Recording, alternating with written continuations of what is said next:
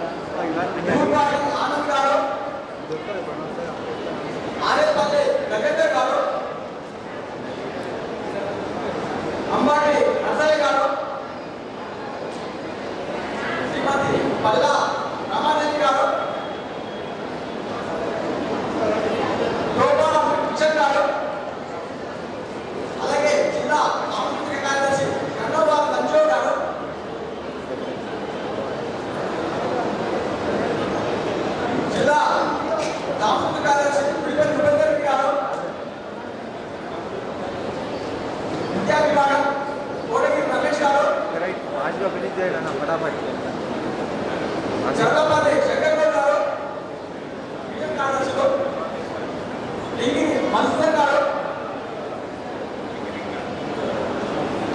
అలాగే మండల వార్డులో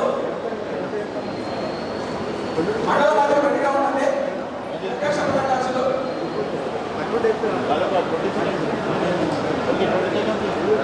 మండల అధ్యక్ష ప్రధానాధ్యక్షులు అందరూ వచ్చేయండి. అలాగే ప్రత్యేక సన్మానం గబ్బర్స్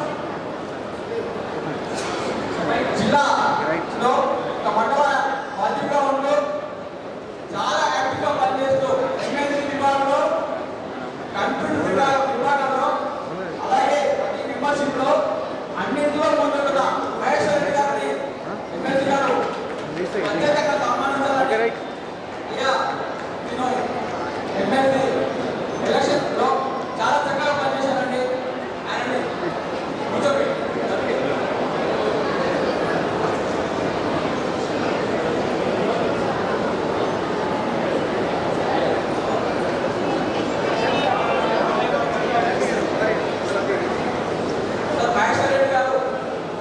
తను మొదటి నుండి తప్పసే గతంలో అన్ని మండల వార్డులు నిర్వహించి, అలాగే ఇప్పుడు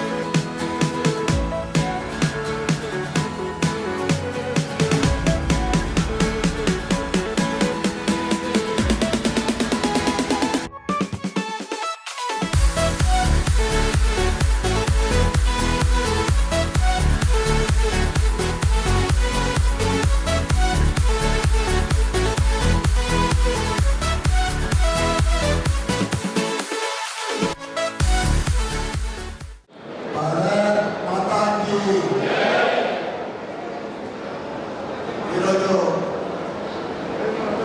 తపస్సు ఆధ్వర్యంలో నిర్వహిస్తున్న ఆర్యాబాయ్ హోల్కర్ జయంతి ఉత్సవాలకు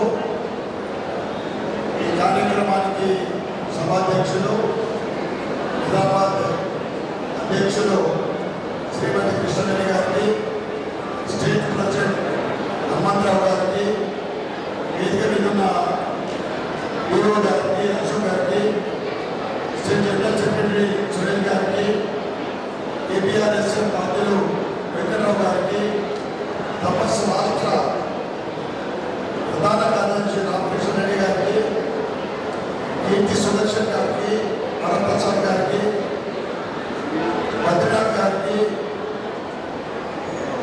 కల్పన గారికి,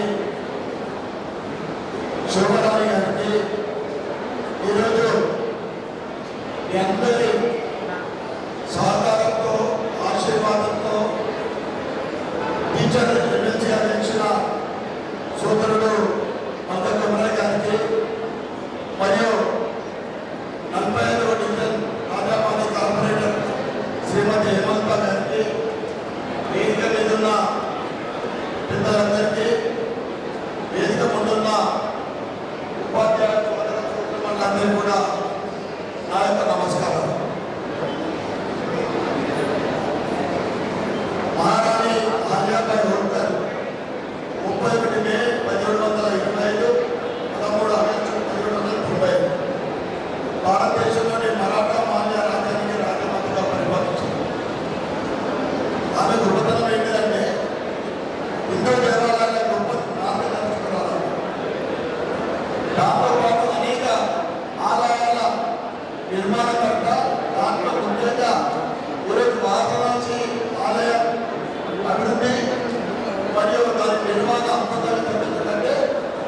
ఆమె అప్పటి సహకారం.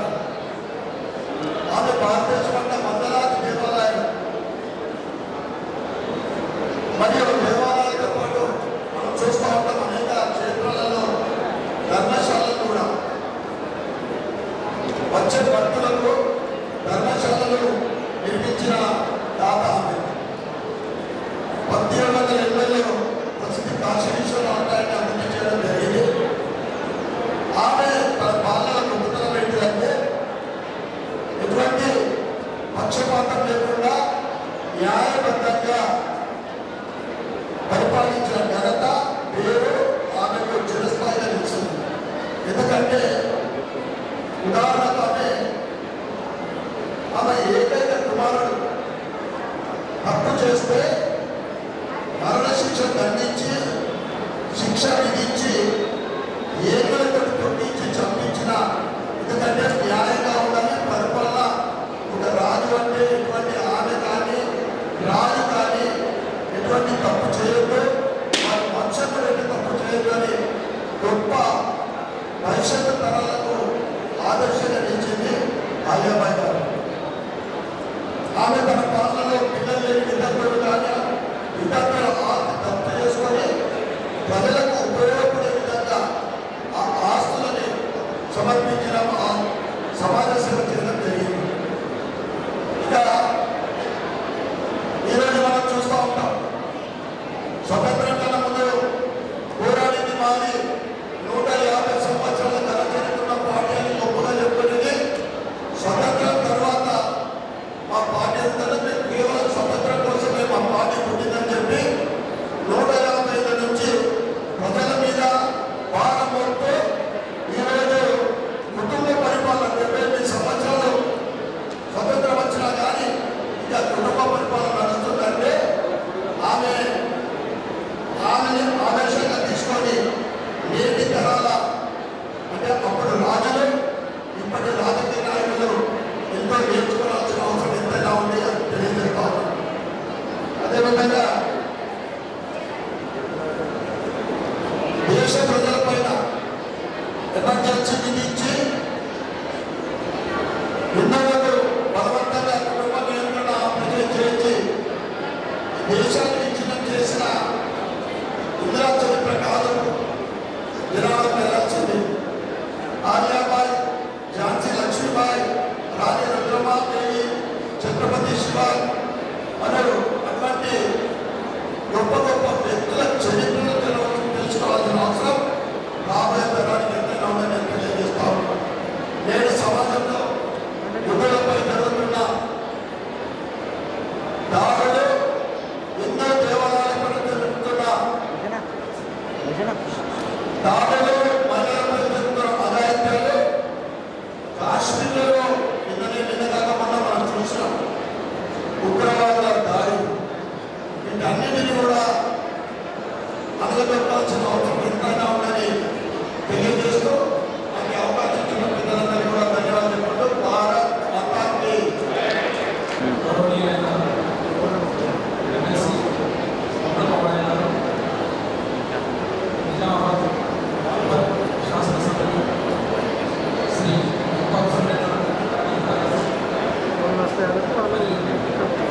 వేదికపై రాష్ట్ర జిల్లా బాధ్యత మరియు ఉపాధ్యాయులందరికీ కూడా శుభమధ్యాహ్నం. ఈరోజు అహల్యాబాయి భర్త 300 శతాబ్ది ఉత్సవాల సందర్భంగా మంచి కార్యక్రమాన్ని బస్ ఏర్పాటు చేయడం జరిగింది. అహల్యాబాయి భర్త చేసినటువంటి ధార్మిక సేవలు కావచ్చు, పరిపాలన పరంగా పరిపాలన మరియు మానవతా సంబంధాల గురించి ఆమె దృష్టి పెట్టినటువంటి విధానాలు కావచ్చు, వీటన్నిటినీ మనమందరం కూడా ఒకసారి నెమరు వేసుకుని ఆమె చేసినటువంటి సేవలను మనము మన జీవితంలో కూడా మనకు ఉపాధ్యాయులుగా మనము ఏ విధంగా వాటిని నిర్వహించుకొని మన పిల్లలకు ఆమె యొక్క జీవితం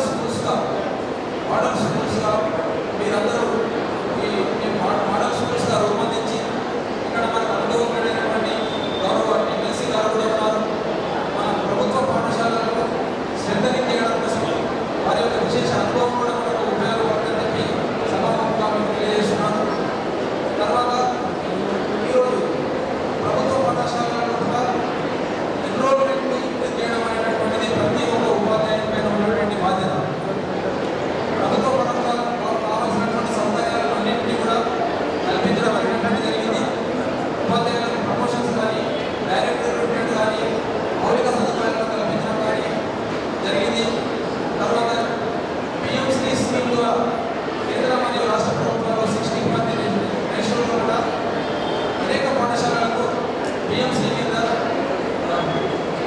విభిన్న కార్యక్రమాలను నిర్వహించుకోవడం కోసం ఆర్థిక సహకారం అనేటువంటిది లభిస్తుంది. మన జిల్లాలో కూడా ఈ సంవత్సరం 5,65,00,000 రూపాయలు పిఎంసి కింద నిధులు స్కూల్స్కు జమ చేయడం అనేటువంటిది జరిగింది. దాంట్లో భాగంగా మెజారిటీ స్కూల్స్ చాలా అద్భుతంగా పనిచేసి పిల్లలకు చాలా ఎక్స్పోజర్ అనేటువంటిది కలిగించడం అనేటువంటిది జరిగింది. అదేవిధంగా మన స్కూల్లో పనిచేసినటువంటి ఉపాధ్యాయులందరూ కూడా వచ్చే అకాడమిక్ సంవత్సరంలో కూడా ఎన్రోల్మెంట్ పెంచడంతో పాటు క్వాలిటీని ఇంప్రూవ్ చేస్తారని ఆశిస్తున్నాను. ధన్యవాదాలు. యోగానంలో సమస్యలతో పాటు ఈ బాధ్యతను కూడా నిర్వహించాలని చెప్పడం ఈ సమస్య అంటే నేను కూడా అనుకున్నాను. 317 గురించి మేము అసెంబ్లీలో మాట్లాడడం జరిగింది. ఈ ప్రభుత్వము హామీ ఇచ్చి కూడా దాన్ని పూర్తి స్థాయిలో నెరవేర్చకపోవడం, మేము భారతీయ జనతా పార్టీ మీద దూరం మాట్లాడడం జరిగింది. అయితే ఎన్ని సమస్యల గురించి మనకు ఆ కుట్రన్న మొత్తం పీరియడ్ అయ్యే వరకు ఈ సమస్యలని విధంగా తీర్చాలంటే పీరియడ్తో కూడా అయిపోతుంది అనుకుంటా. ఎందుకంటే ఈ ప్రభుత్వం గత ప్రభుత్వం కానీ ఈ ప్రభుత్వం కానీ ఇటువంటి ఏ విధంగా పనిచేస్తూ ఉన్నాం మనం చూస్తూ ఉన్నాం. నిన్న ఈరో గారు నేను ఒక శంకర్ భవన్ స్కూల్ ఫంక్షన్కి వెళ్ళాము. పిఎంసి నిధుల కింద 45 స్కూళ్లకు 10 లక్షల రూపాయలు వచ్చినాయి. రాబోయే ఈ సంవత్సరం ఇంకొక 45 స్కూళ్ళు మీరు యాడ్ చేయాలని నిర్ణయించడం జరిగింది. ఆ సభ వెళ్తున్నారు. అదేవిధంగా అక్కడ టింకరింగ్ ల్యాబ్ గురించి కూడా అక్కడ 2 రూమ్లు నిర్మాణం అవుతూ ఉన్నాయి. అక్కడ ల్యాబ్కు సంబంధించిన ఒక చిన్న వెహికల్ లోటు సామాన్యులు కూడా రావడం జరిగింది. అంటే ఈరోజు ప్రధానమంత్రి నరేంద్ర మోడీ గారు ఏదైతే ప్రజలకు కావాల్సిన కనీస విద్యా వైద్యం మీద ఎంత కాన్సన్ట్రేట్ చేస్తున్నారో మనం అందరం గమనిస్తూ ఉన్నాం. మనం అదే కోవలో ఉన్నప్పుడు నిజంగా మనం అందరం కూడా గర్వపడాల్సిన విషయం. తపస్సు అంటే దేశం ధర్మం ప్రజలకు సేవ చేయడం. ధన్యవాదాలు.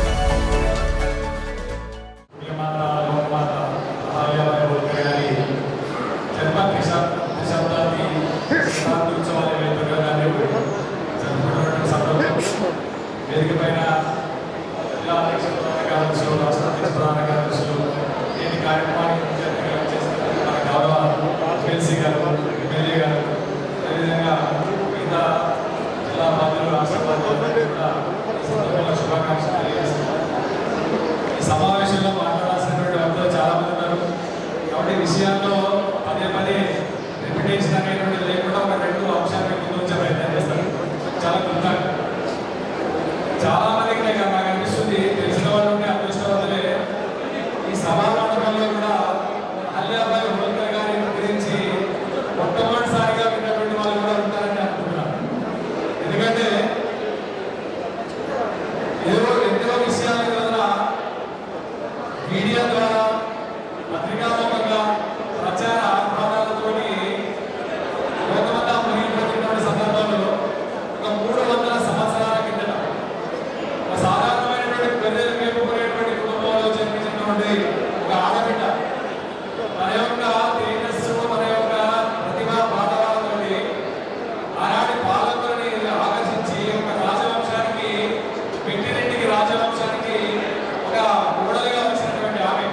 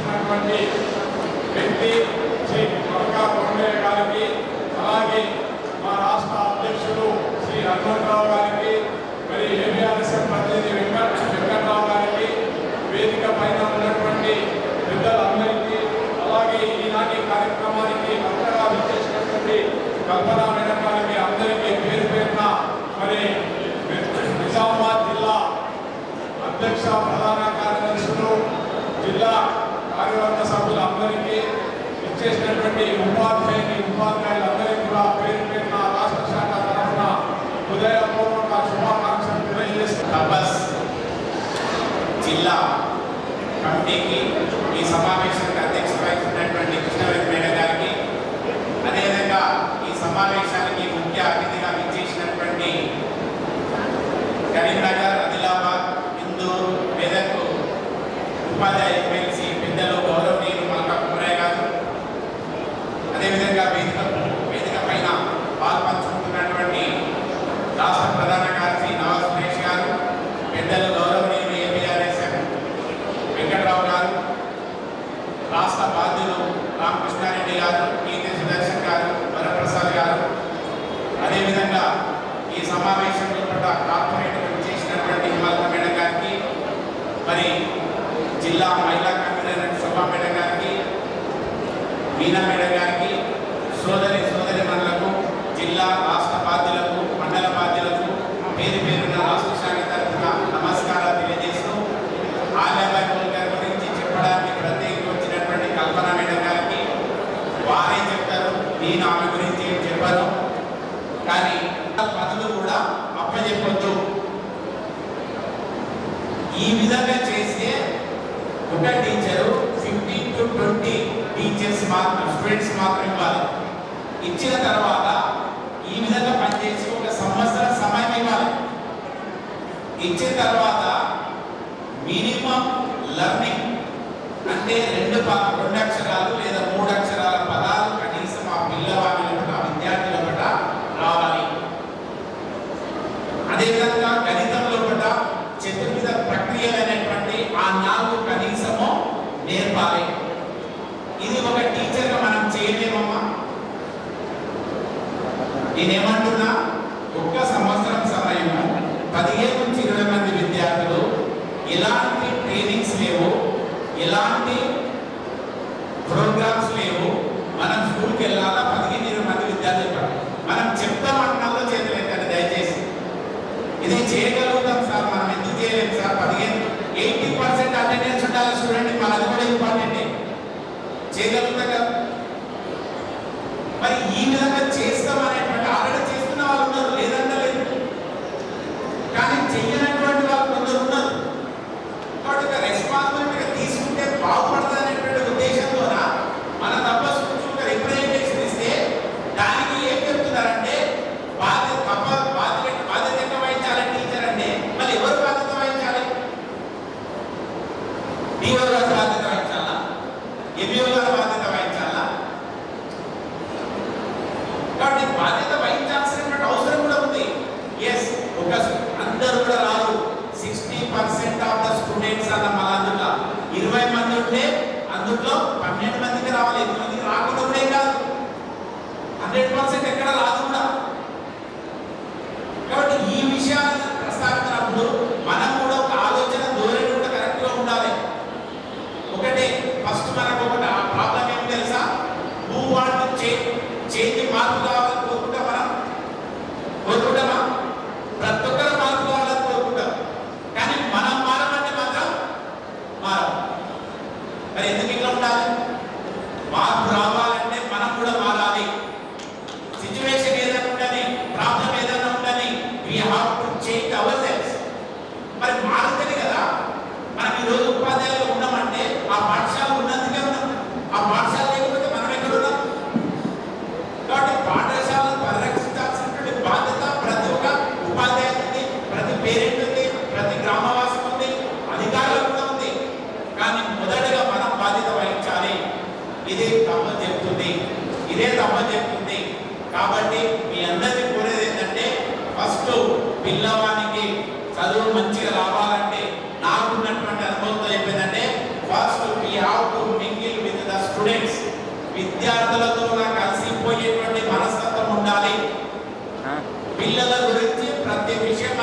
ఉండాలి.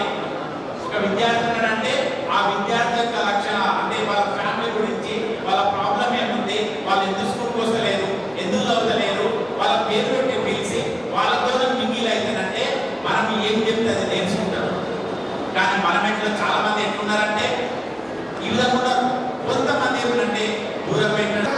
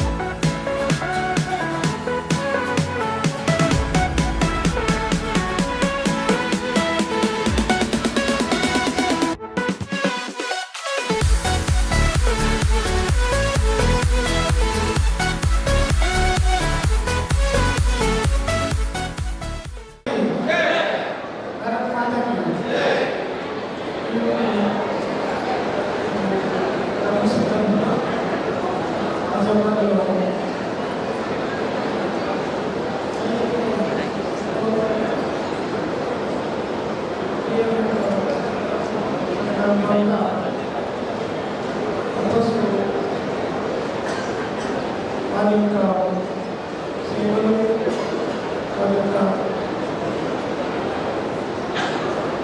ఆదర్శాలు మనకు మన పిల్లలకు ఈ ప్రోగ్రాం తీసుకున్నందుకు ధన్యవాదాలు చెప్తూ ఈ ప్రత్యేకత, భారతీయ మహిళలకు ఉన్న ప్రత్యేకత ఏంటి అని ఈరోజు ప్రపంచమంతా మన వైపే చూస్తుంది. ఎందుకంటే భారతీయ మహిళ యొక్క విస్తృత రూపాన్ని డిఫైన్ చేయాలి అంటే ఒక చిన్న నిర్వచనం సరిపోదు. ఎందుకంటే ఈ దేశంలోనే పుట్టి తమ యొక్క ప్రతిభ పాఠవాలు, వారి యొక్క ధైర్య శౌర్య ప్రవృత్తులతో ఈ దేశంలో ధరించిన ఎందరో మహిళలు ఉన్నారు. వారి వారసత్వమే ఈరోజు మనం. కాబట్టి ఒక భారతీయ మహిళ అనగానే ఒక ఝాన్సీ లక్ష్మీబాయి బ్రిటిష్ వారిని గడగడలాడించి ప్రథమ స్వాతంత్ర సంగ్రామానికి నేతృత్వం వహించింది. తన కుమారుని నడుముని కట్టుకొని గుర్రం పైన పరిగెడుతూ బ్రిటిష్ వారిని గడగడలాడించింది. మరి ఆ శక్తి మనలో లేదా? అందులో ఆ వారసత్వం మనకు లేదా? అంతేకాకుండా స్వామి వివేకానంద, ఒక ఆది శంకరాచార్య, ఇలా ఎందరో గొప్ప భీములను, ఒక గొప్ప సాధు పుంగవులకు జన్మనిచ్చిన తల్లులు ఈ భారత నారీమణులు. అంతేకాకుండా హిందూ రాష్ట్ర నిర్మాణాన్ని ధ్యేయంగా తన కుమారుని తీర్చిదిద్ది ఛత్రపతి శివాజీని తయారు చేసిన జీజామాత ఒక మాతృత్వ పరంగా మనందరికీ ఆదర్శనీయ. అలాంటి కోవలేని ఈరోజు మనం అహల్యాబాయి హోల్కర్, ఒక లోకమాత, రాజమాత అని పుణ్య శ్లోక ఈరోజు ప్రస్తుతిస్తున్నాం. ఎందుకు వారిని అంతగా మనం ఈరోజు తెలుసుకోవాల్సిన అవసరం ఏముంది అంటే, వారు సుమారు 300 సంవత్సరాల క్రిందట 1725 సంవత్సరంలో చౌంటి అనే గ్రామంలో, మహారాష్ట్రలోని అహ్మద్నగర్ జిల్లాలో చౌంటి అనే గ్రామంలో జన్మించి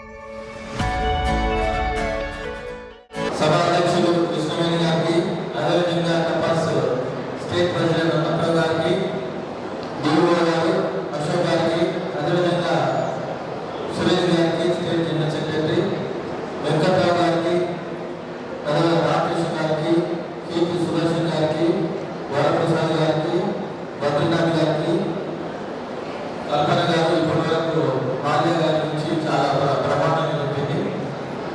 అదేవిధంగా ఇప్పుడే ఎమ్మెల్యే గారు వచ్చిపోయారు ధర్మం సూర్యనారాయణ గారికి, శోభారాణి గారికి, యమలత గారికి,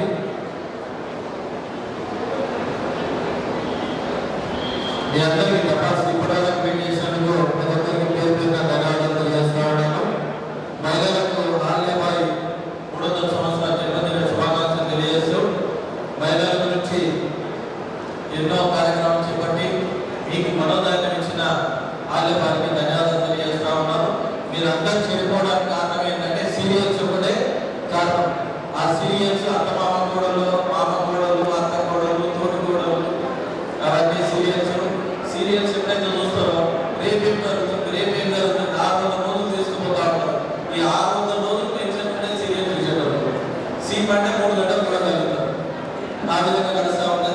సీరియల్స్ పనిచేస్తే ప్రతి ఆడపడుచు చాలా బాగుంటుంది.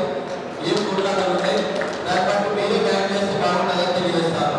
సినిమా ఉన్నట్టు 3 అవర్స్లో కంప్లీట్ అయిపోతుంది.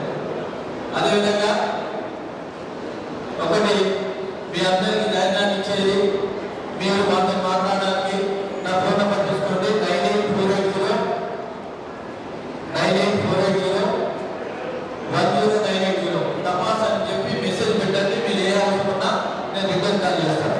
9848010980. ఇద్దరు ఎమ్మెల్సీ గారు ఉన్నారు, నా తోటి ఎమ్మెల్సీ గారు వాళ్ళ